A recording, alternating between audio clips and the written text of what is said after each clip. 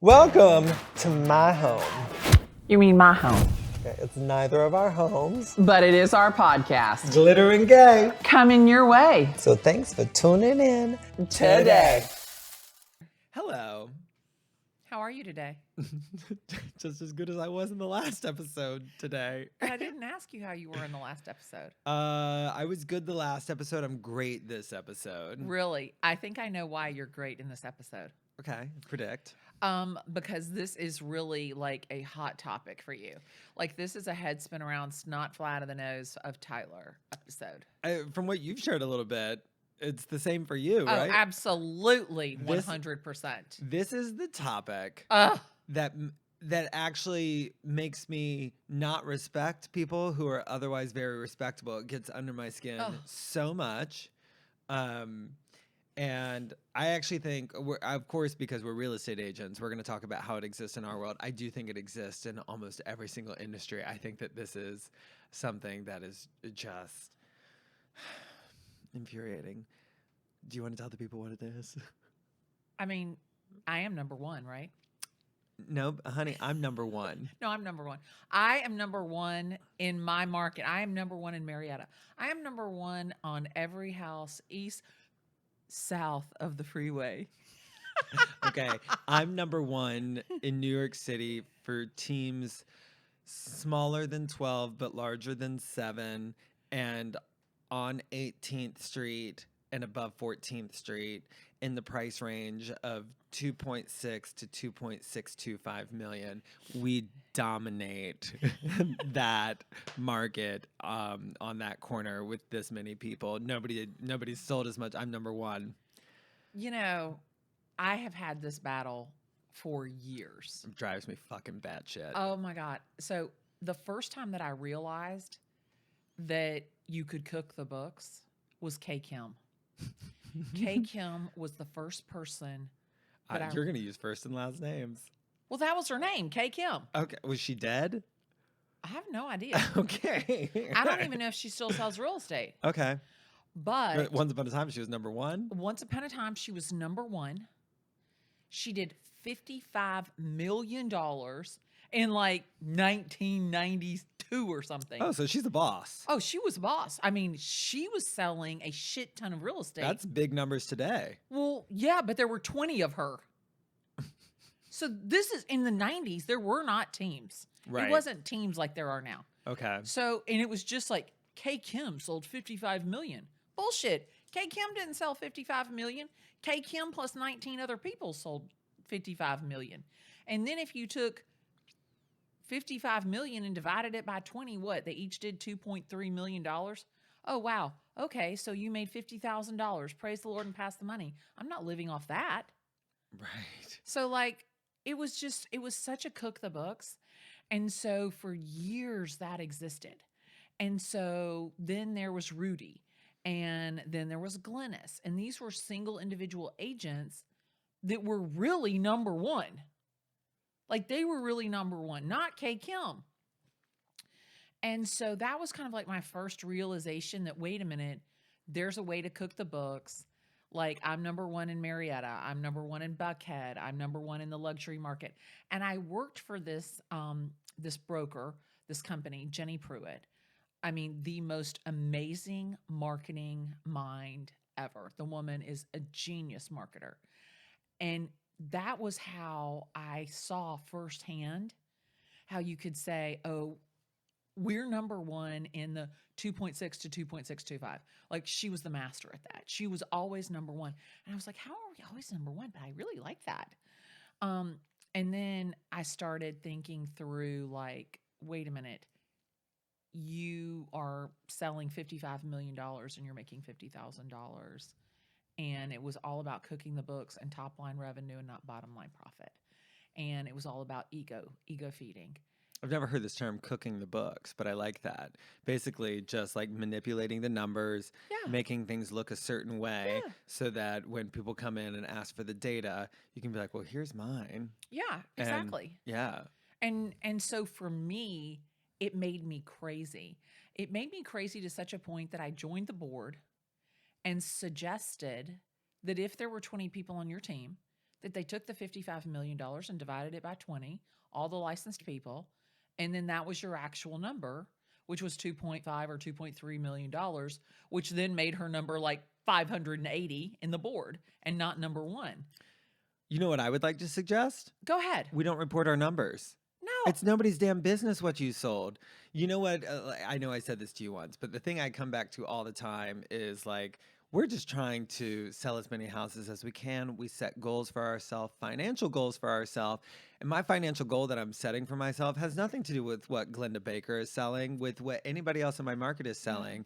It's, I think about my dream life and wanting to have this farm and wanting to have horses and wanting to be able to travel and wanting to own nice homes. And I love nice things. I like designer clothes. I've got a few pieces of jewelry. Like, I want to be able to afford those things. And so when I'm setting my goals, it's around the life that I'm trying to live. And if that makes me number one or number 1017, I could give two shits. Right. Like, and then people are like, well, but people want to work with number one. Like, that's what drives my business. People do not, nobody has ever asked me on a listing pitch. I get almost every listing I go for. Never in my career have I been asked what number I am. And I have no idea what number I am because I've never participated in the rankings. But it does drive me batshit. All right, so my first experience, I'm sure you've dealt with this too. I'm just getting started in New York City real estate. And I was the person who, a little bit of like, I think the positive way of comparison, would look at these agents who were dominating New York City.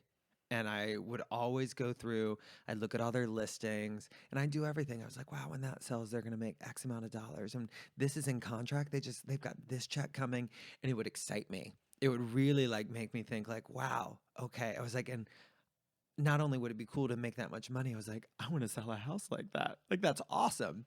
And I would, whatever, find myself needing to show one of their listings, and they would respond. And in their email signature, it would say, you know, number one agent at Corcoran, number one agent at Douglas Elliman.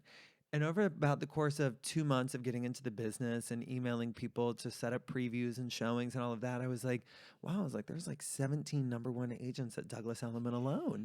and, and then, and I remember just taking note of that and being like, oh, I guess maybe it's like 1 year they came in first place. And so Right. they just like still claim it. And Right. I was actually kind of okay with that. I was like, well, if I was number one in, 2009 and it's 2013, I was like, I guess, I didn't say when, Right. And so I was like, okay, I think I'm fine with this. And then everything started to switch to I'm a top 10 agent. And hundreds of people were top 10 agents. And I was like, I don't get it. I was like, how are so many people a top 10 agent? I was like, aren't there only 10 spots? Right. And I was like, shouldn't there be 10 people who have this in their email signature? And then it started to really get under my skin because I was like, you're lying then. Right. I was like, you're lying to people. Right. And then I started to realize there was no regulation in it No. when, I won't say any names, but there's a real estate TV show in New York City that I happen to be very familiar with.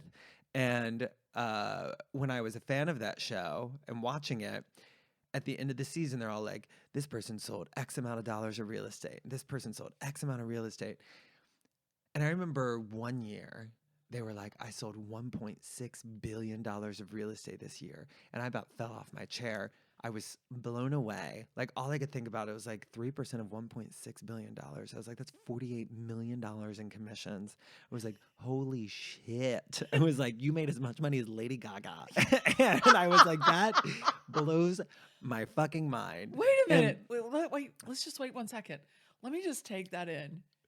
Like, you made as much money as Lady Gaga. Selling real estate. I'm like, holy shit. I Like, know. I like that. Can you imagine Lady Gaga being like, maybe I should get into real estate? like she's like, I had a slow year this year. And so anyway, and I remember just like being so inspired. And then a publication that's very popular, not the Wall Street Journal, a different one, released all the rankings of all the teams. And this person was number one on this ranking list. And it said they had sold like $730 million. So I was like, I still struggle with this. I was like, why did you say $1.6 billion when the number that was just reported by this article, which still has you as number one, still Right. has you as number one, Right. reported a number that was $900 million less than what you said on national television. Right. And the thing that sucks is I still did the math. I was like, that's still 21 million fucking dollars. Right.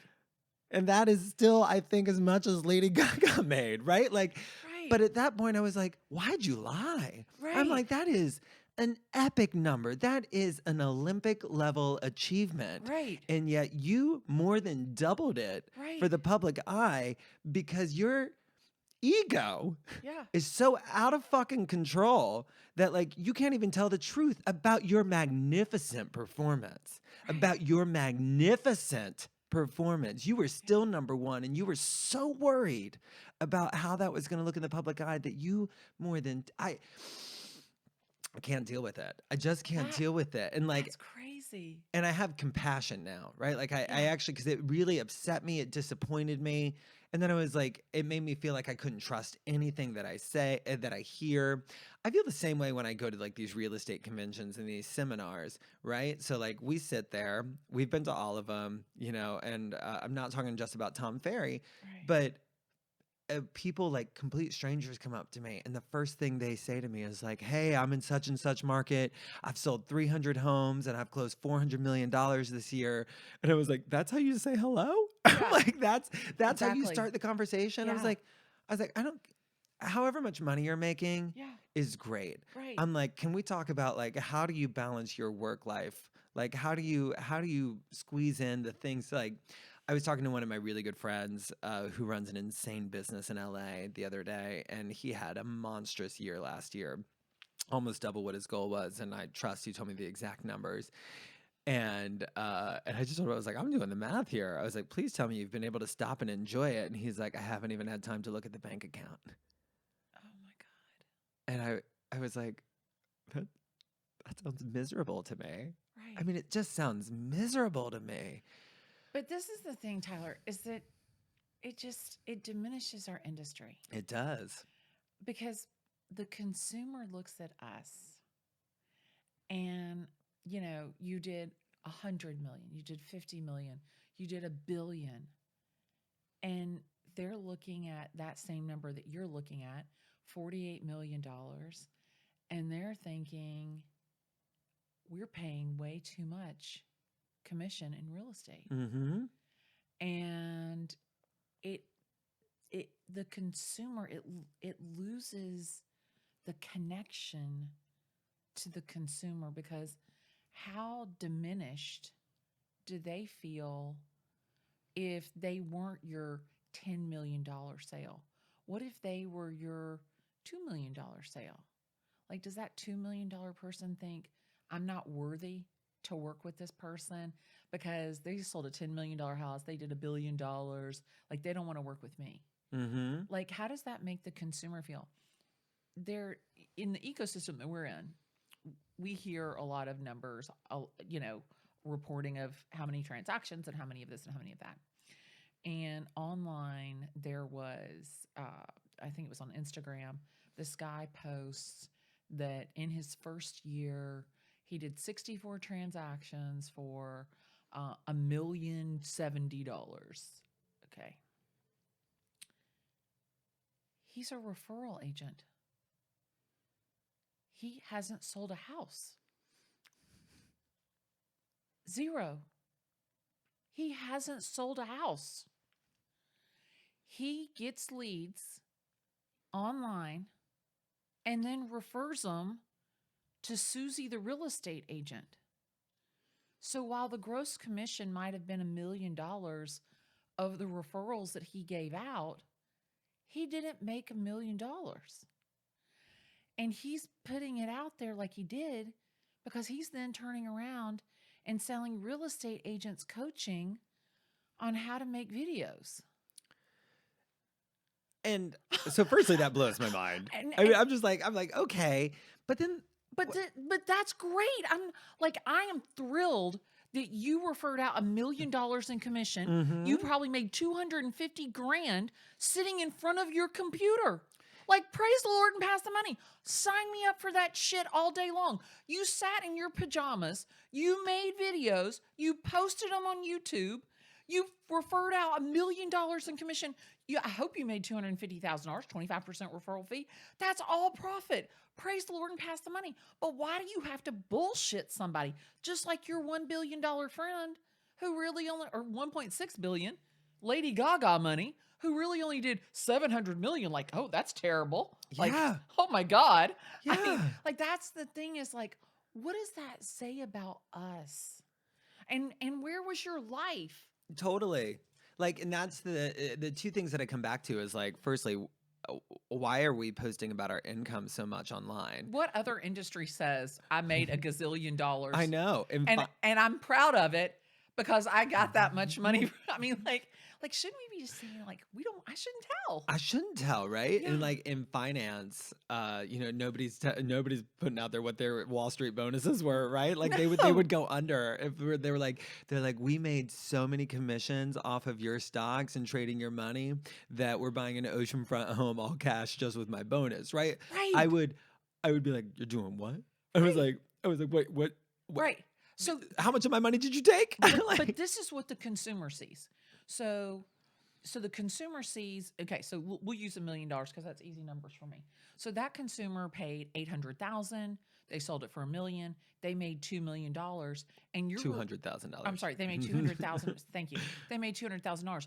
But they're turning around and looking at you and saying, "Oh, well, Tyler, you made $10 million last year. I made 200,000, you made 10 million, you're the real estate agent, I'm the one with the asset." Wait a minute. They're not thinking that they only added 30,000 to your 10 million. They're thinking about you made 10 million. And you're exactly right. The CEO of Bank of America, the CEO of Goldman Sachs isn't talking about their $50 million bonus. Because they're smart. Yeah, duh. And I will tell you what I have seen more in the first quarter of Q1 is agents. I mean, this agent in my market, this guy, he is awesome. He is awesome.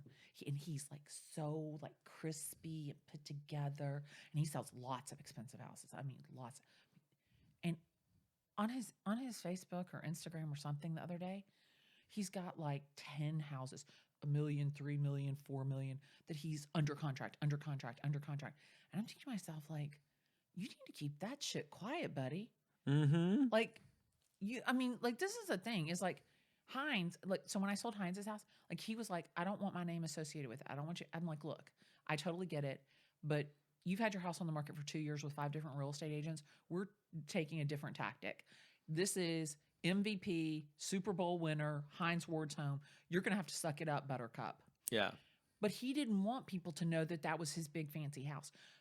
That clientele, they're not telling everybody their business. And why we as real estate agents feel the need to run our mouth about what we're selling and how much we're making is stupidity. Totally. It's egocentric stupidity. So I fell into the ego trap. Me too. Last year. Me too. And all of it, I had my biggest year of sales last year. Yeah. I was so excited. I set a huge goal, beat it by about 10%, and was just like, didn't even think I was going to touch it. Yeah. Was so excited. And at the end, it had made more money than I had ever made before. Yeah. Did my post at the end of the year. Yeah. And put it live, how much our grand total sales were. And I got tons of positive feedback, yeah. right? The dopamine hits were Yeah. left and right. It was Yeah. a financial dopamine hit, like you're a rock star. Right. Oh my God, what are you buying? Right. And I felt it all, right? And it was Right. all getting fed. And for me, that was the reality check. Yeah. It was at the end, I was like, I don't need everybody knowing Yeah. that like this is my income level. And for me, you made that video about conspicuous consumption, Yeah. right? And like for me, that was my version of conspicuous consumption. Like, let me show you, I'm finally a success story. Right. I have finally fucking made it. Yeah. To everybody who said I wasn't, like that Right. was that was my driver behind Right. posting it. And I felt sick once I identified that that was my why behind posting it. I was like, I didn't post that because I think my clients give a shit. Right. I didn't post that because I think it's going to be great marketing material. I posted it because I just wanted to prove to everybody that like I'm a success story now. Like Yeah. I did it. And I was like, that's not what I'm changing that right now. Like I will never post my numbers again. The content that I will put out will be around how I sell houses, how I enjoy my life, like how I help people, but it's not going to be around um, and I'll of course market the listings that I have, because Right. that's my job. I gotta market my listings. Right. But once they're sold, and I'm on to the stuff that's not sold yet. Right. And so like how much money I've made has got to go out the window. And I at our company team meeting, I was talking last week, and I was telling this story of an agent who came to me, and I love this person. They're not on my team, but they are my company. And they're like, "Hey, I've got a question about a buyer I'm working with, and like, it's just like a little like 1.5 budget." And I stopped there. I was like, "Why do you say that's like?" How many houses have you sold for 1.5? And they're like, this is actually my biggest budget.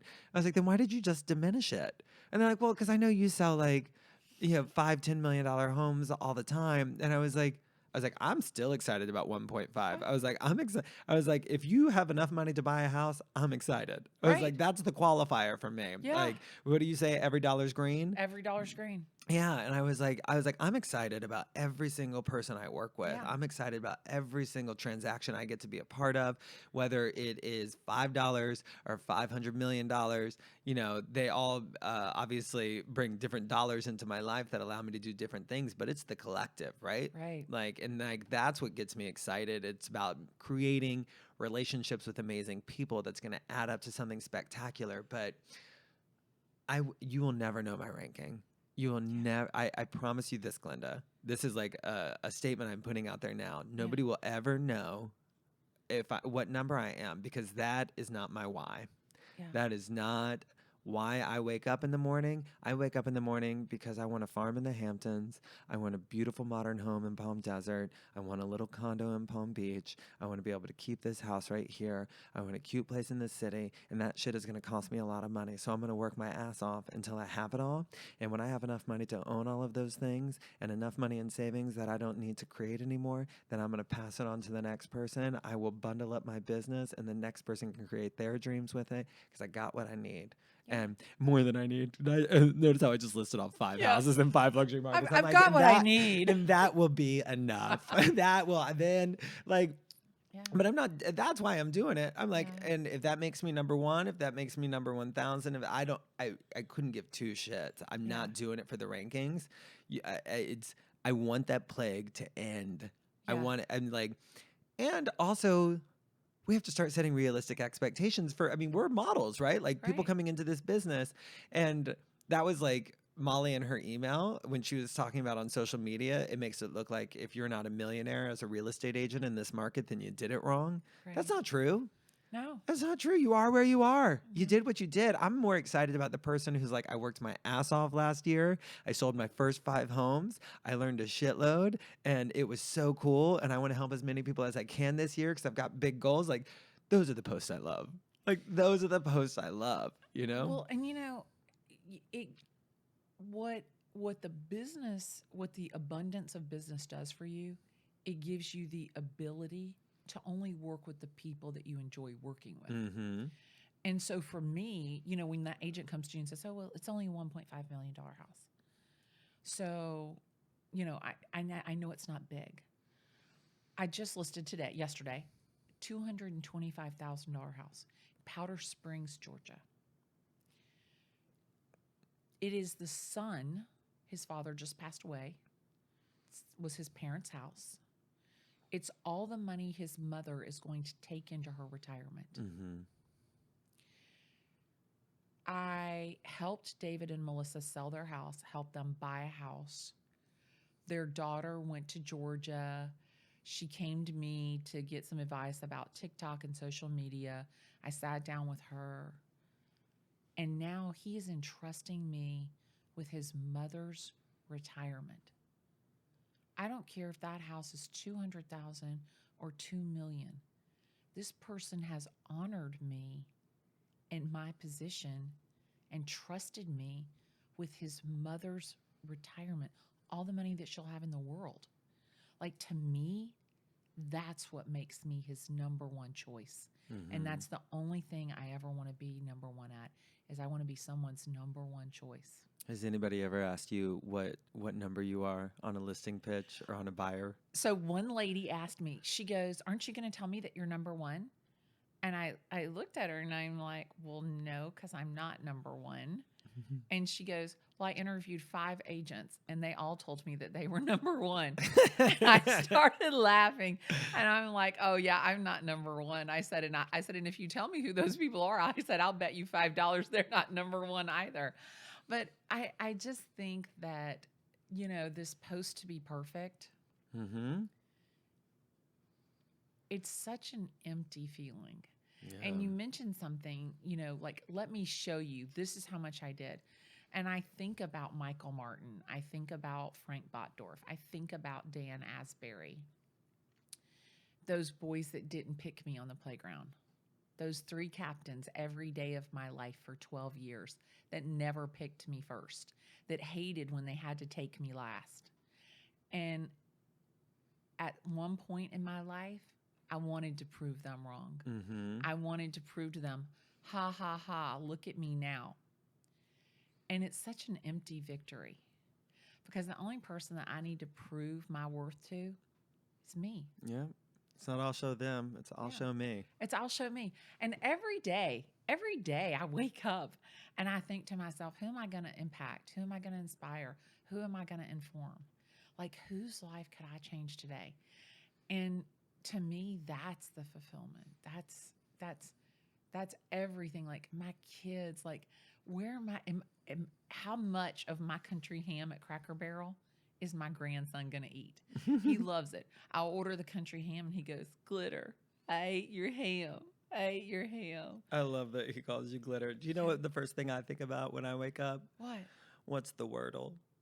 You do not. I definitely think what's the Wordle. You do not. And the Wordle of the day is pineapple. Okay. All right. We got to go to a podcast. All right. Did you not tee up the voicemail before we started? Listen, I'm being super slick. I'm hitting play right now. Hey, Tyler. This is your buddy, Brian Patrick Murphy. Nice to be part of this, and I hope you have time for my question. So I'll do my best to make it, understandable here. I'm calling about some advice. I'm a salesperson, as you are, and I consider myself somewhat of a, I don't know if an expert's the right word. But I think about it a lot with somebody with your skills.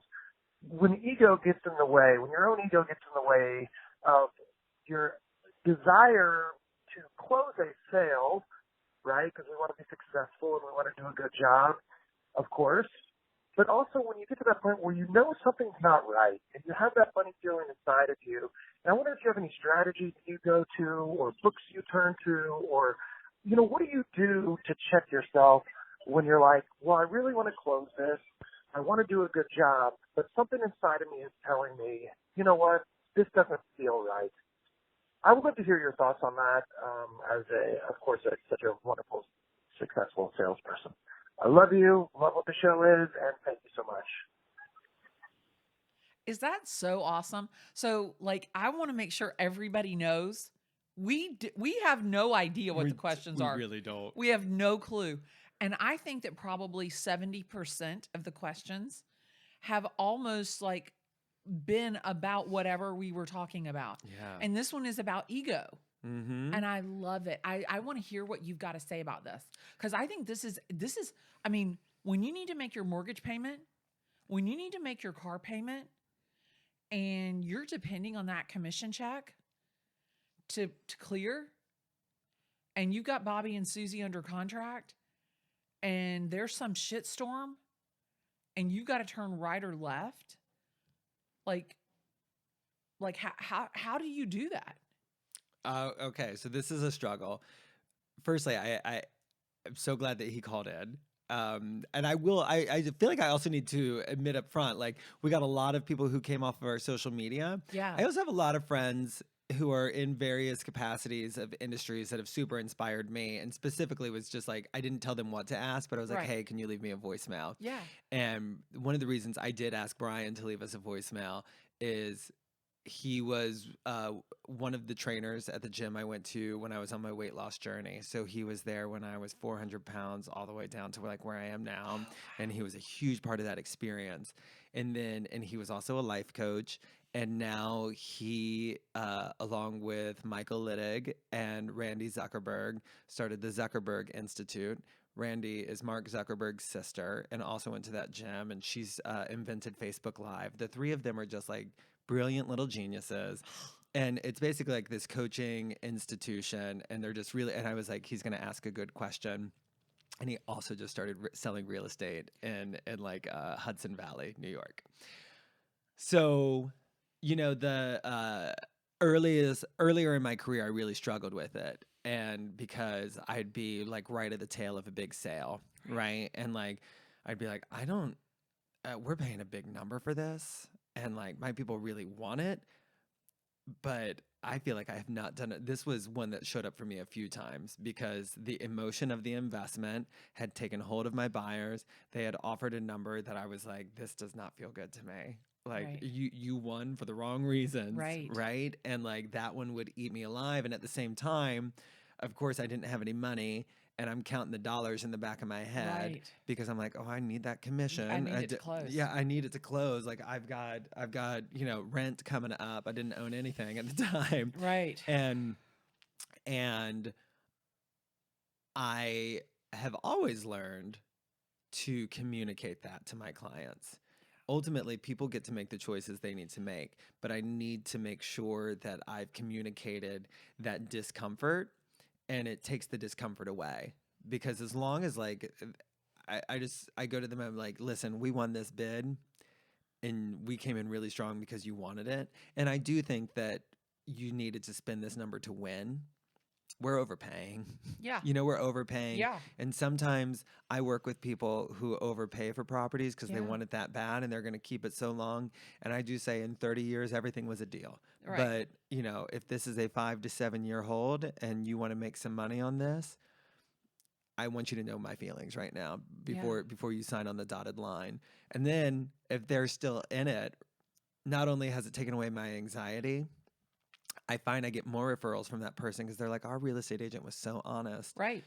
that 100%. before we signed, he literally told us that, I need you to know I don't love this. This is the number to win.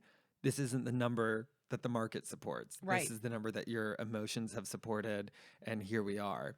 And there's that saying in real estate, the value is whatever the market's willing to pay. Right. And sometimes we do have properties that trade like art, where it's like the comps go out the window and it's just like, this is just a spectacular piece of land and a spectacular home done by an incredible architect. And so the price per square foot is a little bit different.